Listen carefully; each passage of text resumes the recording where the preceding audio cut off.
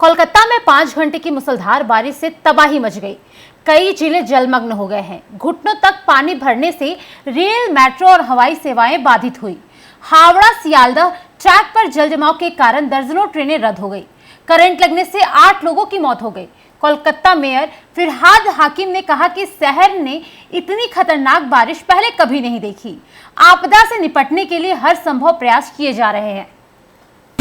এই জল আমি ছোটবেলা দিয়ে কোনোদিন দেখিনি, যে এরকম জল যেখানে আমাদের ওই পাড়ায় জল জমে গেছে এটা দেখিনি। কারণ আমাদের আদিগঙ্গার পাশে হলো আমাদের পাড়া, শুধু ন্যাচারাল জলটা আদিগঙ্গায় নেমে যায়, কিন্তু সেইখানেও জল জমে রয়েছে।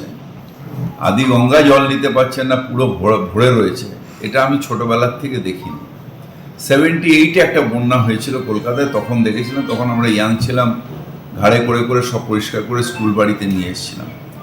এখন অনেক জায়গায় যারা গরিব মানুষ রাস্তার ধারে বা যারা লো লাইন এলাকায় থাকে তাদের অনেক স্কুলগুলো খুলে দেওয়া হয়েছে, সেখানে রয়েছে। আমরা কর্পোরেশন থেকে এবং থানার থেকে বলা হয়েছে যে খাওয়া দাওয়ার ব্যবস্থা করে দিতে।